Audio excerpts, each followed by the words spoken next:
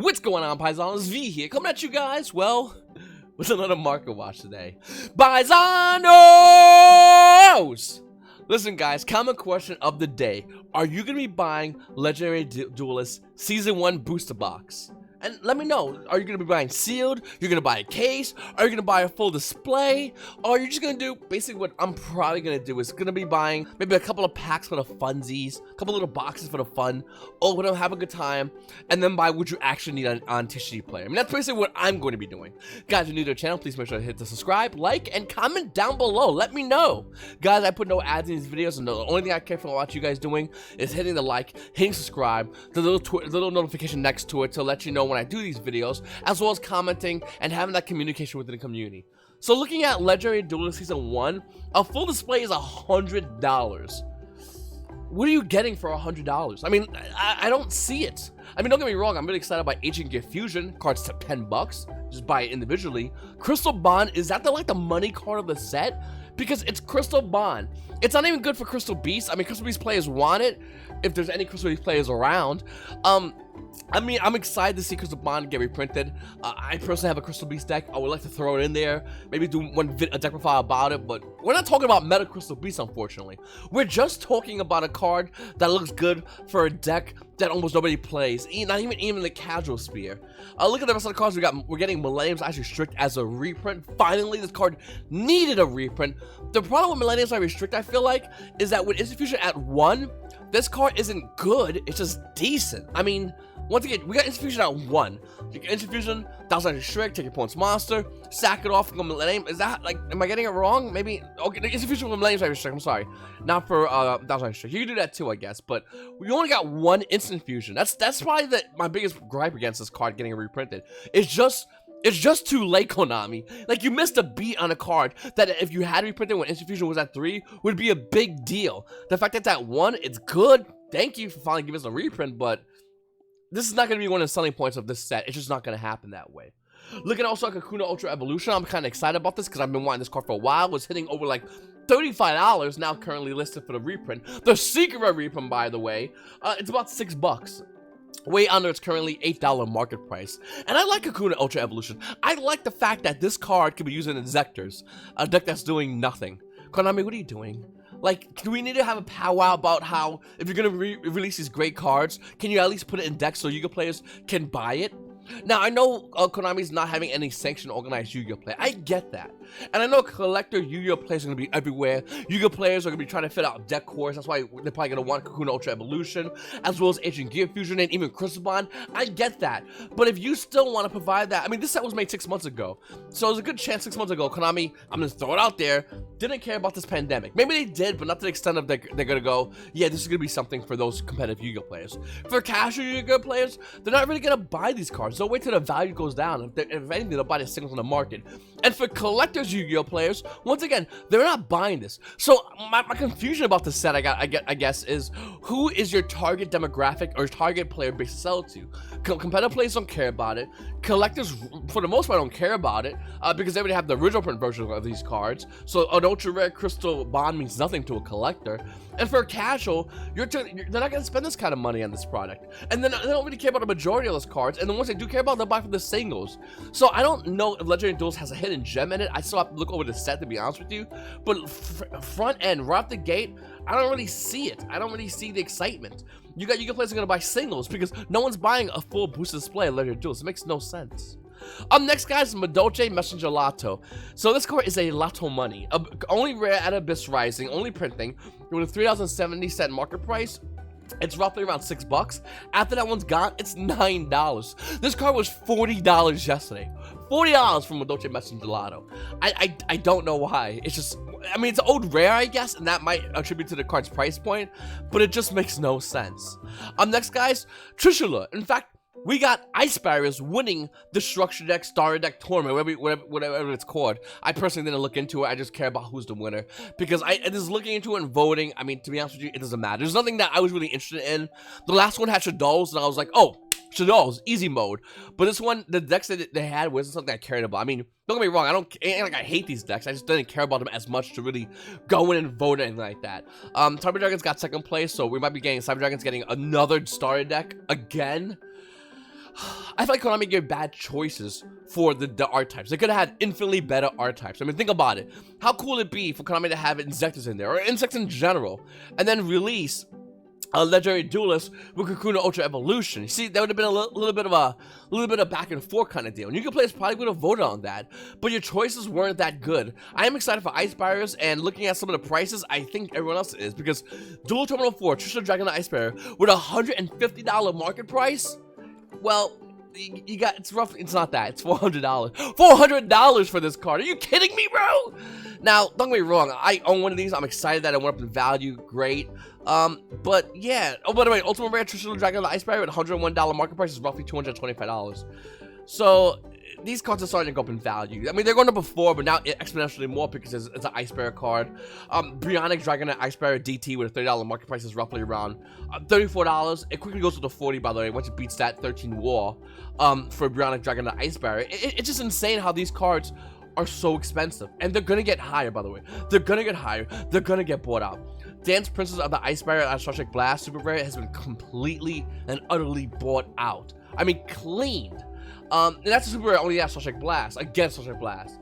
You also got another card, Star Trek Blast, the Royal Knight of the Ice Barrier. This card's not really that good, but it doesn't matter. It's Ice Barriers winning, so Ice Barriers get more things. Yay, Yu-Gi-Oh! And then, like I said, there's a bunch of cards here. There's dual terminal Ice Barriers and a bunch of great stuff right here. This card, actually, I like a lot. Medium with the Ice Barrier. It showed a little meta play for a while.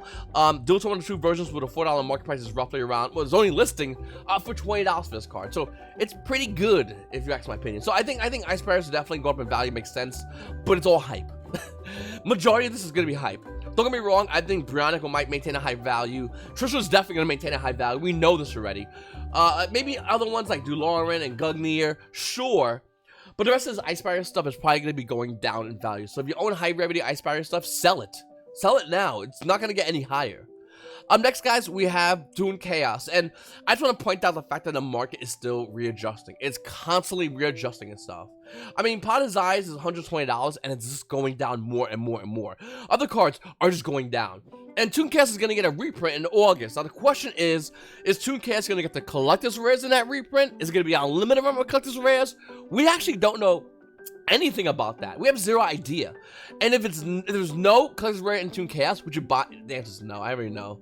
I mean, seriously, why would you buy unlimited edition of Toon Chaos? You want that ultra rare Pot of Extravagance, the Inferno Noble Knight Renard? Do you want these cards, or would you rather just buy them individually online? Would you really play a lottery when the biggest money you could win is like $40, or would you play a lottery when the most money you could win is $400? I mean, the answer writes itself. So we really don't know what's gonna happen, but we do know more Toon Chaos is going to get sent out in August. The market is going to flood with more. If Konami makes more collector's rarity cards, well, what's going to happen is these cards are going to go even more down in value. I don't know about BLS. I don't know about Chaos Emperor Dragon. I don't know about Chaos Space or Cypherame Gamma, maybe even Stars Dragon.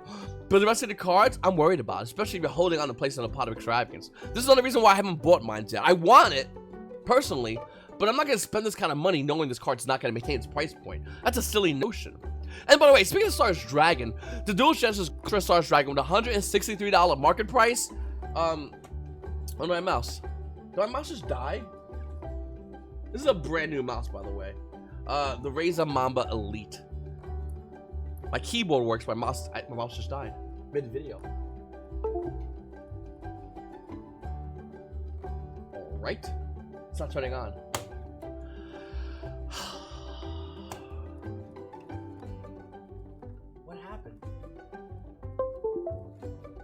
Now it works. God damn it. Stars Dragon Ghost Rare coming out of Duelist Genesis. A brand new mouse. Stars Dragon Ghost Rare coming out of Duelist Genesis with a $163 market price. Well, its unlimited version is $185, almost near $200. Stars Dragon Ghost Rare Lightning Play First Edition is $720. You want to hear something crazy that's actually really true? 5 years ago, First edition Ghost Rare Stardust Dragon was $75. I know because that's what I got mine's at. $75 for a Ghost Rare Stardust Dragon, okay? 5 years from now, this price of Stardust Dragon at this value is going to be way, You're gonna wish you had an opportunity to buy a first edition Ghost Rider Dragon at $700, and that might be crazy. But if I told you you could play as holding a Ghost Rider Dragon first edition 5 years ago, that card might be $700, they would think you're crazy as well. And I think this is what's gonna happen to a lot of the collectors market. Obviously, with Konami not having sanctioned events, Yu-Gi-Oh players might start thinking, well, maybe the market's gonna crash, but it's not going to. Yu-Gi-Oh players with money that play competitive Yu-Gi-Oh are gonna reallocate those money to other cards. They're gonna reallocate mostly in 2 markets. So if you guys are not a competitive player, this is what competitive players will do. They will max rarity cards in their main deck already, like Infinite Permits, Ash Blossom, and Joy Springs. They'll get the highest rarity versions of those cards. But let's say they have those cards, or let's say maybe they just don't want to do that. Well, what are they gonna do? Well, that's simple. They're gonna turn around and start buying deck cores and buying collector's cards, and the market is still gonna be moving in that way. So I think a lot of you players who think the market is going to tank are just completely wrong. I think we're gonna see a real reallocation of Yu-Gi-Oh players going to the new competitive meta cards and put that money towards other things. And I think that's what we're gonna be seeing in the near future until things change. Looking at Water Dragon Ultimate Rare Elemental Energy with a $25 market price, bought out. You got a list over here at $81 for Lightning First Edition. After that, it becomes roughly around $100 for this GX era card. In fact, you also have Tyrant Dragon, original print, added Legacy of Darkness, $5 market price. Lightning plays are roughly around $4, but if you want a first edition version of Tyrant Dragon, watch how crazy this is. $26, another one's $26, another one's $30, and then after that, it's $450 for an Ultra Rare Tyrant Dragon, original print. This is how quickly and fast these cards move, and I think a lot of the cards in the market, especially when you players go to the card shops and go to the dollar binders, you gotta snipe these cards fast because the market moves faster, and you gotta be on your game. This is why I always, whenever I go anywhere new, especially a card shop, I'll run right to the dollar binder, and I'll try to go in and grab these cards that nobody's looking at right now. And this is what you guys need to do, because imagine buying a first edition Tyrant Dragon and a Legacy of Darkness for $1. And it's $30, and after those are bought out, it goes to $400. It's insane, but that's literally how the market works in the game of Yu-Gi-Oh! Abyss Dweller coming out at OTS 1 Pack 13, Ultimate Rare, $89 market price. Well, it's not holding that. I mean, you got listing over here for $86, and after that, it does go to $90, but it's going to be going down. Abyss Dweller is one of those cards every Yu-Gi-Oh! Player wants a one-of, but being the fact that it has so many printings of the card already, we're not rushing to drop $85 on this card. The value of this card is going to continue to drop down more and more and more as well. Next, guys, Mania of the Aqua.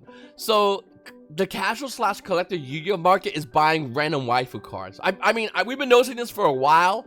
It's just getting more and more and more and more and more and more pronounced. Mania of the Aqua is a card that, I mean, the effect is not even that good, but it came out of Dark Beginning 2 as well as Pharaonic Guardian. And, it's just waifu anime cards. Dollar current market price. Lightning Play Unlimited is roughly around $4. And if you want a first edition version, it's a $13 common. Waifus, chill out. Then if you want to get a Maiden of the Aqua from Dark Beginning 2 with a $1 market price, well, it's dollars all over the place. But look how fast it goes up to $10 for Maiden of the Aqua. Waifu Yu-Gi-Oh players, breathe. This costs in a bunch of quarter boxes, mind you. So, once again, whenever you do get a chance to go back to locals, or maybe you are going back to locals, check out for this card. It's worth money because it's the waifu. Okay, next, guys, we have Eternity Code. And all the cards in Eternity Code are stabilizing if not going down in value. Makes sense to me because if not seeing meta play, why maintain meta value? Though I will say that even though I don't like these Starlight Rares, I really don't like them. Their values might start going down as well. In fact, the majority of Starlight Rare values might go down that are meta deck versions of the cards. So, like, Effect Villa was almost 1,000. It's now 570. Ghost Mortar was, man, I don't even know, it was way higher than what it is now, but it's $400. Rear the War Charmer is actually 390. Waifu. Chamber Dragon Maid is also a thick waifu. She's rocking about 235, which is not that big of a deal if you're looking to play Dragon Maids. Because if you're looking to play Dragon Maids, you're not obviously looking to win at Yu-Gi-Oh! You're just looking to play with a dope-ass waifu-looking deck, and there it is. Then you got Chatra's Alamaris also being roughly around $220. Now, once again, the rest of these cards in this set I don't think are really that you need to look at these for meta relevancy, but I will say cards like Titanocider, I always say Coder, Titanocider, I think it's a good card. I think it's a really undervalued card, and I think it's a card you might want to consider. Also, you got cards like DC Area. Like, there's still stuff to buy in the market, but it's not necessarily the front end stuff. The front end stuff is way too expensive, way too high, and it's just not worth it because you can't use it. So why pay a lot of money for something you can't use, but to invest in things that are not a lot of money that you have potential to use later on down the line? I think that's a good idea. So don't go in and go crazy for Gears 2 or Ghost Mortal or Animador Arkasos unless you are going to play locals. Up next, guys, we have Destiny here with Diamond Dude Ultimate Rare coming out of Enemy of Justice. This card's holding a $15 market price. It's a hero card, okay? Unlimited play, lightly play unlimited, it's roughly around $13. That's insane. When we look at the first edition version of the card, by the way, it's at 17 bucks. This card is super undervalued. It says hero in it, okay? There's like the hero. It's ultra rare, and it's only a couple of bucks. This card is a huge card that I don't think they collect this market because it's a GX era card. The heroes market, which I don't know why they're missing this card, but this is a good card to go in and grab right now. It's not going to maintain this low price point. It's going to be a lot more money. 100%. No doubt in my mind is this card going to tank in value. This card's super underrated, and to be honest with you, I think that a lot of people aren't looking at this card right now. When people don't look at a card in the market, it's hard to get, and it's a hero card that goes for casuals, collectors, and I'm not sure if it even has meta potential, but let's say it does, because I think it does. It's not that bad of a card. Like, it's just a good card that everyone kind of forgot about. Ultimate rare, highest rarity. Keep an eye on this card. It's not going to maintain a low price point for long. So what do you do if you own Lightning Storm? Lightning Storm, secret rare, coming in Initial Assault, $123 market price. And then you see Lightning Storm being roughly around $115. If you want a first edition version, it's actually back up to where it is, $128 to where the card normally was, roughly around $130. Why is Lightning Storm going down? Well, we already know because there's no meta Yu-Gi-Oh! But more importantly, those holding Lightning Storm have to ask themselves a very hard question. This is a great card, and the minute meta starts up again, this is the card you want to play in the meta. But there's a lot of circumstances that could change the value of this card rapidly. Number one, banless. This card gets limited, the value tanks. Facts. Number two, this card gets a reprint, the value tanks. Facts again. Number three, it's 100 and change, and you're sitting on cards you can't. You're sitting on $300, $350, let's say for sake of argument, that you can't use. If it's first edition, $400 that you just can't use for a while. We don't know when you can use that. $400. So what are you gonna do? Are you gonna hold this card, or are you gonna sell this card? My recommendation is definitely to sell this card, 100%. No doubt in my mind. We also have the Inspiration Aqua Dolphin coming out of Power Duelist, secret rare, ultimate rare, $4 market price. You know it's not that, of course. It's actually roughly around $81. Now look how fast it moves. $81, $90, and after that, it's hitting roughly around $400. And somehow that gets blown away. It's $500 for this ultimate rare. Now this card's one of those cards that's been a long time coming as far as being bought out. I will say though, looking at Neospecial Aqua Dolphin, you can see the scratches on the picture on TCG Player, and that's because these old school Ultimate Rares you would get scratched easily. With that said, this is a GX era card. It's a good card casuals want, collectors want, and it's gonna see meta play with Infernoble Knights. So this is a good card overall. And it's a lot of money, but it can quickly be even more so than what it currently is right now. So keep an eye on this card because I think it's gonna get bought out fast.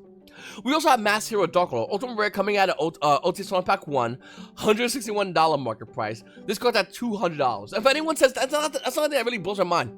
For anyone that says the market's gonna crash, I think those players are just wishing the market crash, just so they can go and buy it. The cards. It's like the same thing in that story with the fox and the apple tree. The fox can't reach the apples top of the tree, so the fox knows his apples are bad. And that's what I think is happening with a lot of Yu-Gi-Oh players that think the market's gonna crash. They can't buy the cards at these insanely high price points, and I agree, they're insanely high.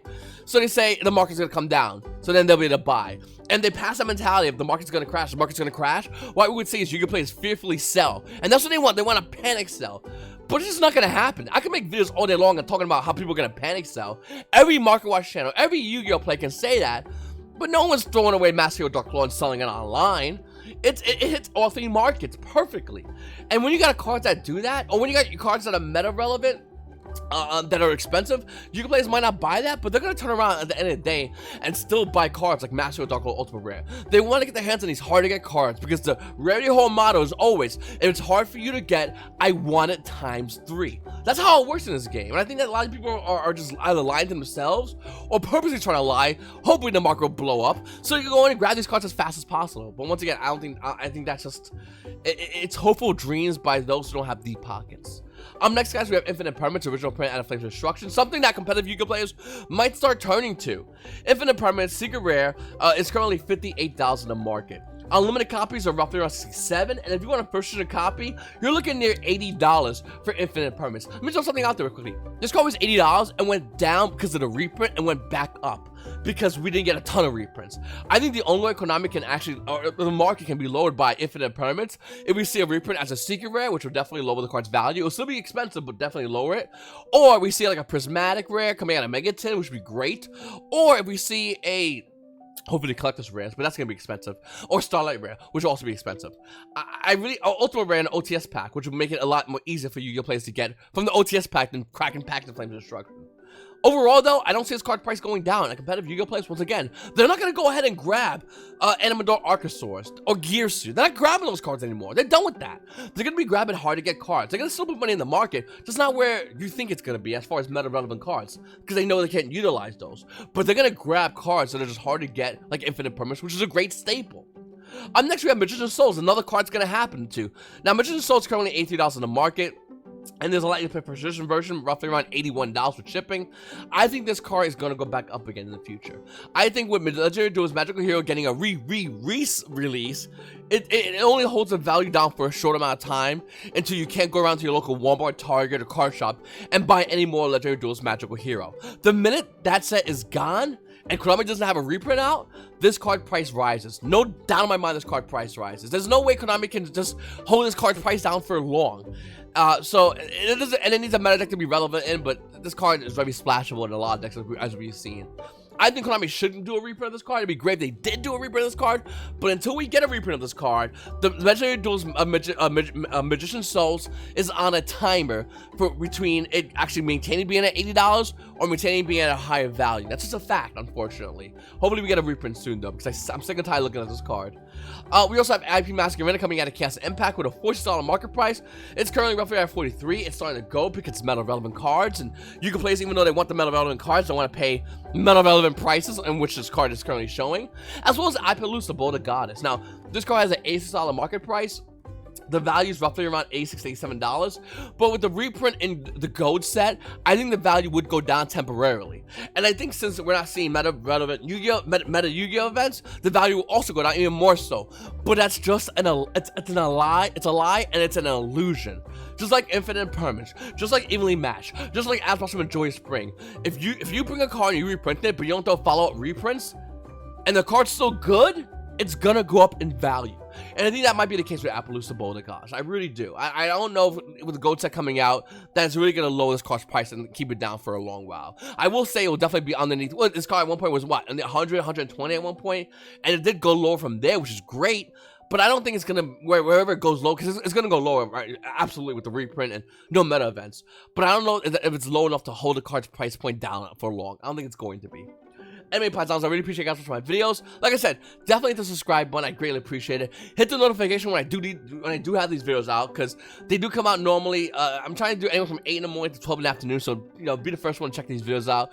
In certain cases, like cards like Neospatian Aqua Dolphin, you only have a short window to get these cards at these low price points before they're gone.